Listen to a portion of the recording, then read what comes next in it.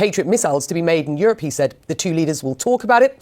The US made Patriots, of course, the only air defense weapon capable of taking out Russian ballistic missiles, and there is a current shortage. And a note on what we heard on Ukraine-Russia. Trump deferred to Marco Rubio at one point, who said the following. I thought this was quite interesting. He said, Russians are finding it more difficult to defend their own airspace. And Rubio said that is a new dynamic in this war. That was in answer to a question that was posed about what Donald Trump thought of Ukraine's offensive, its drone attacks on Russia, and very specifically on Moscow. President Trump did say to Zelensky, it seemed to be a spontaneous spur-of-the-moment thing, that he would allow Ukraine to license Patriot missile systems. One of the things that Zelensky has been very clear about is really how much of a game changer these Patriot systems would be for the war in Ukraine, just as sort of state-of-the-art defense systems, the interceptors. I was saying to David Sanger, or Biana rather, that they do take a couple of years. And this is where I want some clarity from you. They do take a couple of years. My understanding is it's about 24 months to 30 months to actually build. They cost about $1 billion. And when you think about the urgency on the battlefield for Zelensky, and by the way, when just in terms of them being targets in and of themselves, I mean, if you have Ukraine building these systems, Russia, of course, will target the systems as well. Just talk to us about how tricky it will be for Ukraine to sort of build these quickly in time in order to make a difference on the battlefield as soon as possible. Difficult, but Ukraine's always played the long game here. They've decided to build these long-range drones because they perceived that was going to change things on the battlefield.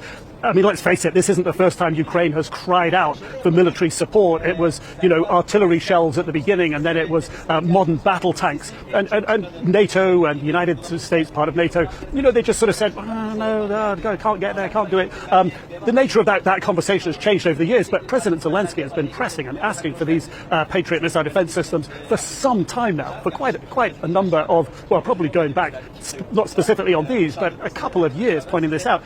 But the battle space has changed, and Zelensky's been very accurate in his analysis of how it has changed, that this war is going to be decided in the air, that Ukraine does have these long-range drones that are now systematically targeting the energy production refinement capability inside of Russia, deep inside of Russia, in Moscow, in St. Petersburg, and way deeper than that as well, which is putting pressure on President Putin. But the reverse has been true, that Putin's been improving his ballistic missiles, improving his drone capabilities, jet-powered drones, these sorts of things. So the defensive missile systems are the balancing part for Ukraine if they're going to win the battle in the air. So can it be done quickly? Not as quickly as Ukraine needs. They have shown a resilience and a willingness to play the long game, fight the long game, a war of attrition, but a war of attrition that is changing because the technology and the persistence of Ukraine is changing it. So, the president joked there, I think there in the meeting with President Zelensky, that this could be done pretty quickly because the Ukrainians are smart with this. Look, they will probably be quicker than most countries because of what David said, their historic experience, their engineering skills. Not only that, but the pressures of war, they need to do this. This is their survival. There is every motivation for them to go as fast as possible, just as quickly as the Raytheon executives can get up to speed with what it is they're going to be able to provide exactly, how many. There's a blueprint, right? But there's a lot between a blueprint and a produced defensive missile. You have to have the factory space. You have to protect it from Russian attack. It has to be secret, presumably. You have to have the machine tools to do it. You have to make the machine tools to do it. You have to have the right size of machine tools. But we saw that with Ukraine with the battle tanks. They got there. They got these super sophisticated modern battle tanks that could outmaneuver the Russians' old-fashioned battle tanks, which they're now producing more modern ones, the T-90. But Ukraine got these battle tanks that NATO nations are using, where they can sort of go into high-speed reverse. Russian battle tanks couldn't do that. So it's there, it's available, it'll come with time, would be my assessment on this right now. Yeah, there's also the IP question. Are there any legal concerns here for the president to just unilaterally say, hey, we're going to give you Raytheon's technology here to build your own Patriot defense systems? I want to talk about Ukraine. The announcement, and it did seem to be definitive, that he was going to allow Ukraine to produce its own Patriot missiles. How helpful will that be to Ukraine? So Ukraine does desperately need Patriot missiles. They do desperately need help now in that area for their own defense and for the continuation of the war that Putin started. It struck me that he was almost making news himself while he was saying that. It sounded like that he was deciding that they were going to provide the opportunity for Ukraine to manufacture these missiles. As he was talking, it almost sounded like that he was going to inform industry of this after he got off of the press conference. And this is the kind of haphazard leadership that we've grown to expect from this administration. I'm certain that the people standing behind him were just as flabbergasted as I was when he made that announcement. And now there's probably a great scramble going on to make sure that we can follow through on what he just said. I've actually been a little surprised that the administration has not moved back into the Ukraine situation a little bit before now, simply because of the increased duress that the Russians seem to be feeling, reversals on the battlefield, raids into Moscow and other cities by the Ukrainians from the air. It seems like the strategic balance has shifted there. Perhaps the administration, which is always looking for a win, always trying to bolster this rather ragged now claim of President Trump that he's one of the world's great peacemakers. Do they get into this now? Of course, it would be ironic since most of the shifting has taken place at a time when the US has absented itself from the whole Ukraine situation. But potentially coming in, could it be a positive influence in trying to convince Putin in these different circumstances to move towards the deal?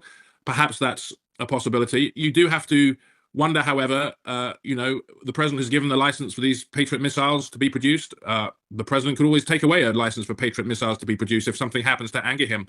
I think what I've been struck with at this summit is that President Trump's mood and personal prejudices now seem to be driving American foreign policy in often volatile and contradictory directions at any moment. So for now, he's hot on Ukraine. Perhaps he won't be in a few days. In his first term, President Trump was equally angry and unpredictable at a lot of these summits, but there was a foreign policy structure around him in the White House and in the State Department, in the Defense Department.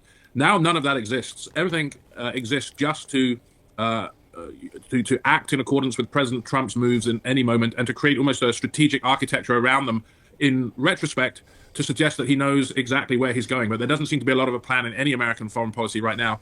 And I think that means, however, we see progress on some fronts and backstepping on others, this is going to be a very volatile 2.5 years while he's still president. You had a chance, I understand, to meet with the Ukrainian President Volodymyr Zelensky earlier today, just ahead of his meeting with President Trump. How did that go? It was a very positive meeting, Wolf. Look, they're making real progress on the battlefield. They are striking deeper and deeper into Russia.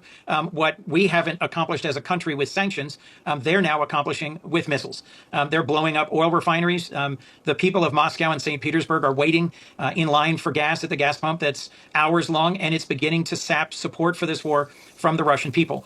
They're also imposing huge costs on the battlefield. 35,000 Russian troops are being killed or severely wounded every month. And all of this is because Ukraine has developed the world's best drones and counter-drone technology. They've really changed the shape of the battlefield for the future. And I have been urging the Trump administration and Pentagon to invest more in our partnership so that our military can learn the lessons of this war in Ukraine and so that our country can benefit from their technologies to defend